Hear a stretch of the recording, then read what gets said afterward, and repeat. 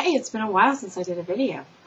We are into the primary season. It is after the Iowa caucus, and it was so exciting to watch. I stayed up and watched it until probably about 2:30 in the morning when I just said fuck it and called it for Romney and went to bed, and I was ultimately right. But I did see the whole thing on CNN with calling the little ladies who were the precinct captains in Iowa. It was funny.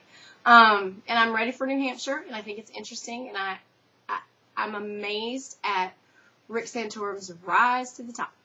And so that'll be fun to watch.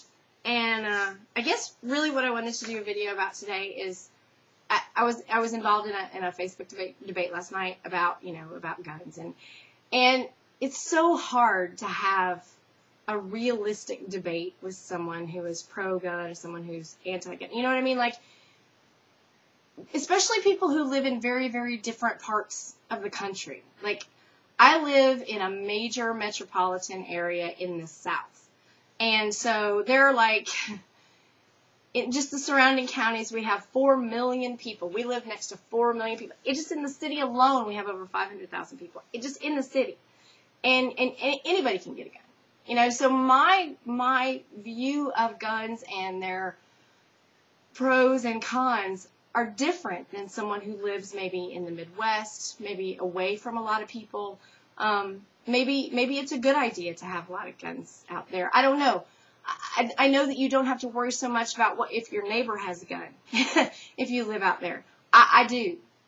And so that's where I come from in this gun argument. And I guess my main thrust of the argument is that you have to kind of suspend your disbelief to believe that you're safer with a gun. And I caveat that by saying that there is a gun in my house. I don't own it. I don't even know where it's at. My partner has a gun. She knows where it's at. I don't know where it's at, so I don't really consider myself to have a gun, so it's probably a little bit more dangerous, actually. But that's neither here nor there. I don't like them. I don't feel safe with them, and I think that you're probably at least 25 times more likely to be shot if you have a gun than if you don't. And there are so many scenarios that anybody who watches local or national news for any, week period of time will see that most guns that are purchased do not end up being used for the original purchase. The original purchase is that, I'm Wyatt Earp and I'm going to ride into town and save the day and save the damsel in distress, and I'm going to be a perfect shot and I'm going to hit the bad guy right between the eyes. And I guess that's what we have to believe in order to keep dangerous weapons close in our house and around our loved ones and our children. But the truth is most of the time they're used in crimes of passion where maybe there just would have been, somebody got beaten up and now they're shot and they're dead. Here where I live, you can bring a gun into a restaurant or bar. And the law says, and everybody corrected me, it's like, oh, you're not supposed to drink. Well, no, you're not. But as a bartender, I'm not checking everyone who's ordered a drink from me if they have a gun on them, and they might, because they feel that they can because it's legal. And so what used to end in a bar fight now ends in a gunfight. There was 2 guys yesterday who shot each other over a tattoo at a tattoo parlor. Guns are used many times in the commissions of crimes that are stolen for people who lawfully purchase these guns, because yes, everyone should be absolutely responsible when they buy the gun and take classes and lock it up and never put it in their car. But I live in a real world. I live in an actual real world where it happens all the time. I read the crime reports all the time. 5 handguns stolen this week, 10 handguns stolen last week, 3 handguns stolen, the week before last, just out of cars alone. So that's the truth of the matter. And that's why I choose not to have one. Just because adding more guns to a situation never makes it safer.